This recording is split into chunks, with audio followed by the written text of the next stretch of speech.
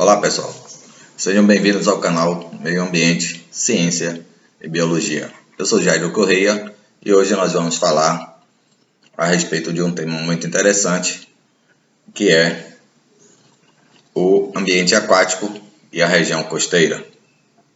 Antes de iniciar o nosso conteúdo, dê o seu like, seu joinha aí, tá? Se inscreva em nosso canal e clique lá no sininho em todos os vídeos para que vocês possam receber as notificações dos próximos vídeos que eu postar, ok? Compartilhe também nas suas redes sociais, que você de qualquer forma vai estar ajudando no crescimento do nosso canal. Bom, então vamos lá. Então primeiro nós temos que ter o conhecimento a respeito do que seja ambiente aquático, né? Então um ambiente aquático é aquele que envolve os seres vivos que vivem na superfície da água ou em toda a sua extensão, tá? Então, um ambiente aquático bem equilibrado deve apresentar uma alta taxa de diversidade de organismos e ele é caracterizado também por um grande número de espécies. No ambiente sujeito a estresse por poluição, as espécies sensíveis elas desaparecem e as tolerantes têm o seu número aumentado pela eliminação de competidores e pelo desaparecimento de predadores. Então significa que os ambientes sujos eles já são ambientes passíveis de desequilíbrios ecológicos, já que quem é muito sensível vai morrer em função daqueles que vão ser mais resistentes, ok? E aí nós vamos entender quais são os ambientes aquáticos. Aí nós temos os oceanos, os mares, os rios superficiais, os rios subterrâneos, né? Os córregos, os aquíferos aquáticos, né? As geleiras e os lençóis freáticos.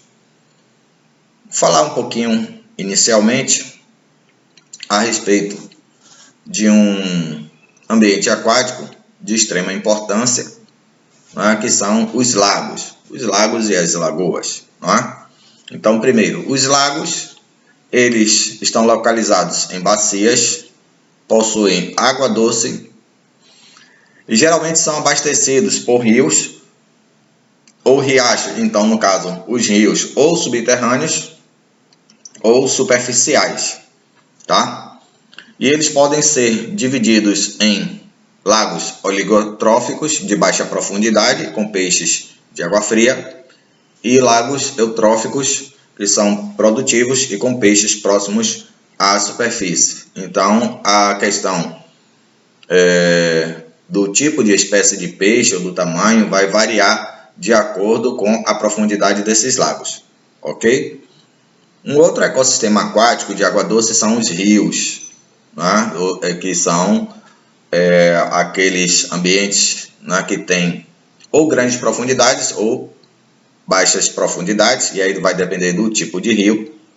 E na maior parte do tempo eles possuem apenas água doce, porque em algumas ocasiões, quando o rio desemboca próximo ao mar, ali vai haver uma mistura da água doce com água salgada, né? Eles se mantêm em constante movimento e seguem um caminho para abastecerem os oceanos e mares, para que o ciclo da água possa se completar, né? E também possuem grande variedade de vida. Os oceanos, por sua vez, são corpos de água salgada e estão presentes em todo o planeta. Abrigam mais de 2 milhões de espécies marinhas, sendo apenas 230 mil conhecidas. Então aí observem que de 2 milhões para 230 mil espécies, né, o restante dessa quantidade ainda precisa ser conhecida e catalogada de acordo com os critérios científicos. Por quê? Porque os oceanos eles apresentam uma grande profundidade e realmente existem muitas espécies que estão nas zonas abissais nas fossas abissais oceânicas, né, que não são conhecidas. Ok? Os oceanos são as áreas que mais ocupam espaço no planeta, e aí eu falo com relação ao volume ou massa de água salgada, né? Massa de água. Qual é a importância do ambiente aquático ou dos ambientes aquáticos? Né? Então, os ambientes aquáticos eles servem para manter a sobrevivência da espécie humana e dos outros seres vivos, né? Estão ligados diretamente às condições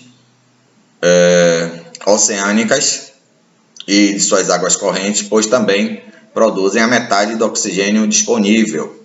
Então, observem bem que os oceanos são extremamente responsáveis pela manutenção da vida aeróbica, já que o fitoplâncton é ele o principal responsável por em torno de 20,96% do gás oxigênio atmosférico que é produzido em todo o planeta. E a outra porcentagem, não é?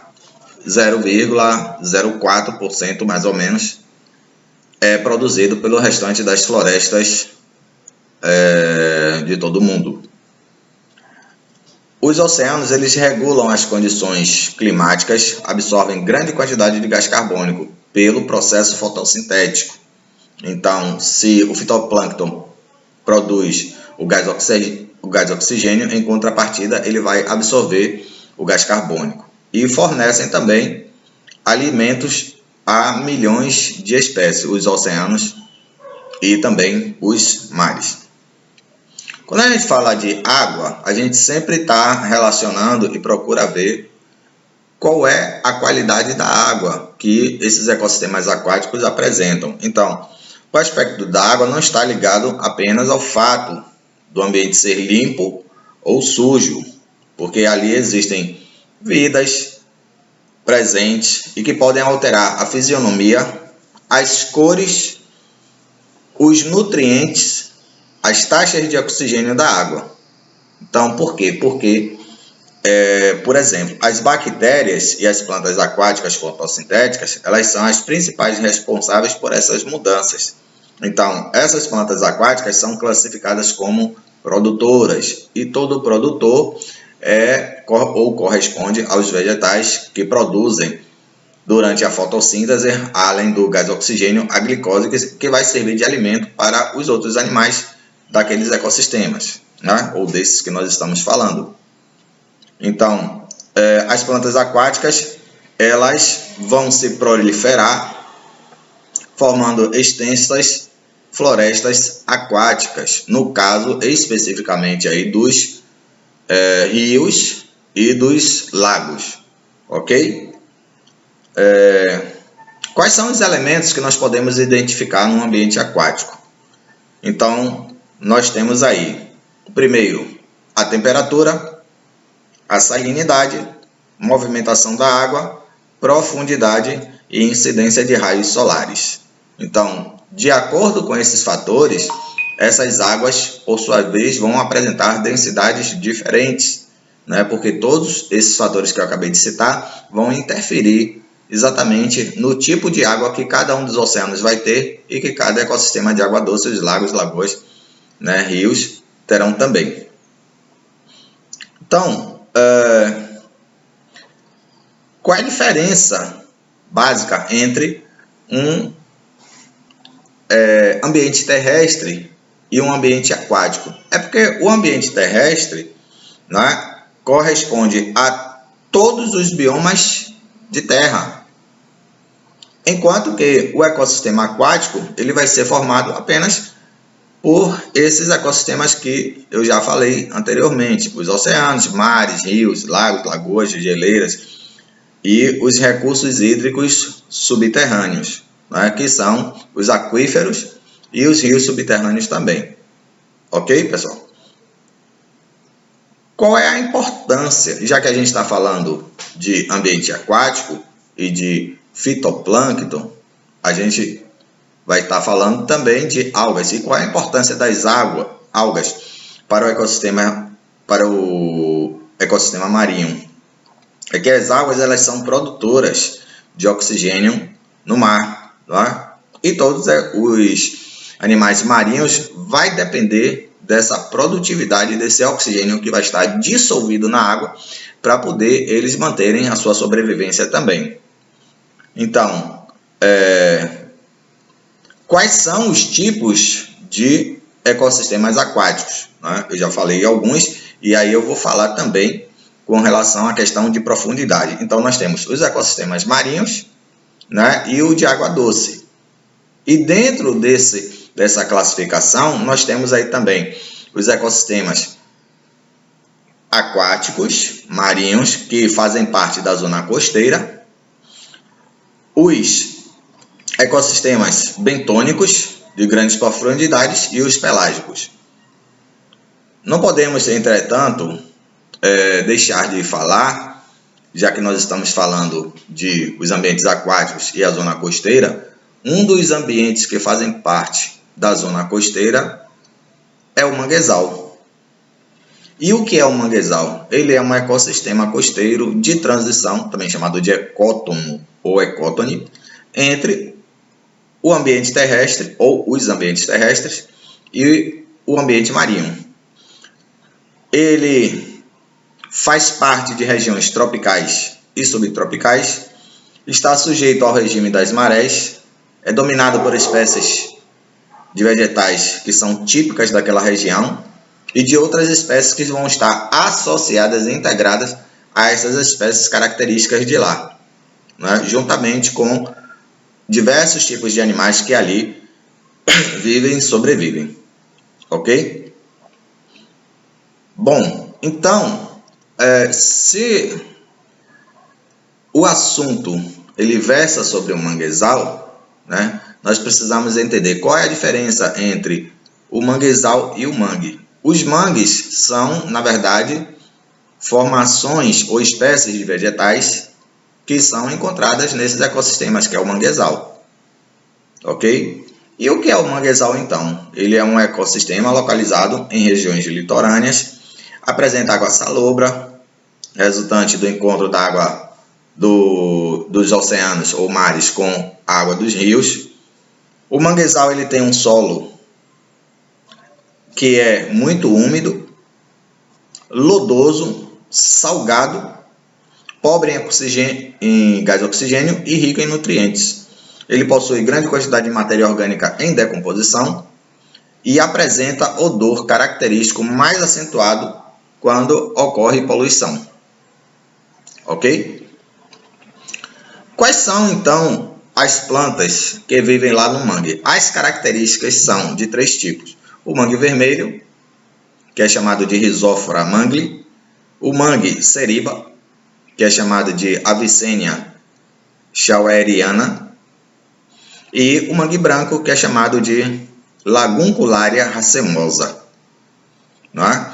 Então, já que nós estamos falando de um local que é específico para a reprodução das espécies, a gente vai observar que o manguezal ele tem grande importância no nosso planeta, né? Principalmente nas regiões onde ele está inserido. Por quê? Porque é no mangue que os peixes, os moluscos, os crustáceos, né, os equinodermos, todas aquelas espécies de animais marinhos e alguns terrestres vivem ali, né, que se encontram as condições ideais para se reproduzirem, né, para crescerem e para também encontrarem abrigo, juntamente com as aves que vêm de outros países, que são as aves migratórias. Então, o manguezal, eles são ambientes de alto valor ecológico e econômico.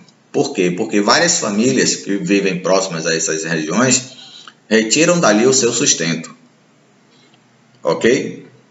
E, por incrível que pareça, os mangues produzem mais de 95% do alimento que o homem captura do mar. E, além do mais, né, ele serve também de refúgio, né, para as espécies, para que elas consigam se abrigar dos seus predadores. Tá? e é um local também onde ocorre a grande reciclagem de matéria orgânica. Bom,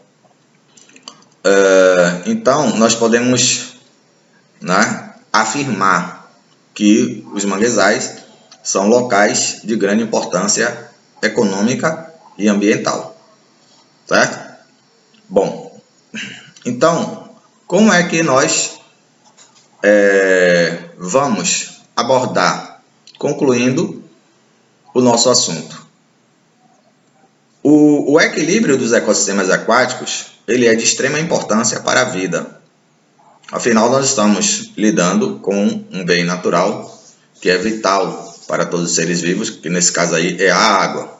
Então, a água é essencial para a vida do homem, dos animais, dos vegetais e de todos os outros seres vivos que dependem dela, né? Porque tudo que é vida nesse planeta depende basicamente da água e do oxigênio.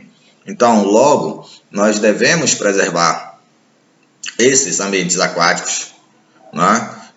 E todos os ecossistemas que fazem parte da zona costeira. Ok, pessoal? Então, a importância é preservação.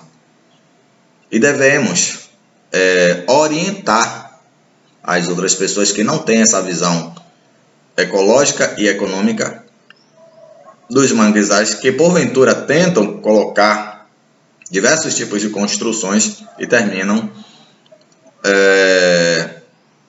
danificando ou desmatando o manguezal. Bem como devemos preservar também os oceanos e mares, porque ali serve como fonte de riqueza, né, e de produção de alimentos para toda a população mundial. Ok, pessoal? Então, vamos sempre procurar preservar a natureza, tá bom? Então, até a nossa próxima aula. Não esqueça de dar o seu like, né? Curta aí os nossos vídeos, dê uma olhada na playlist e compartilhe nas suas redes sociais. Tá bom? Até a próxima aula. Um grande abraço.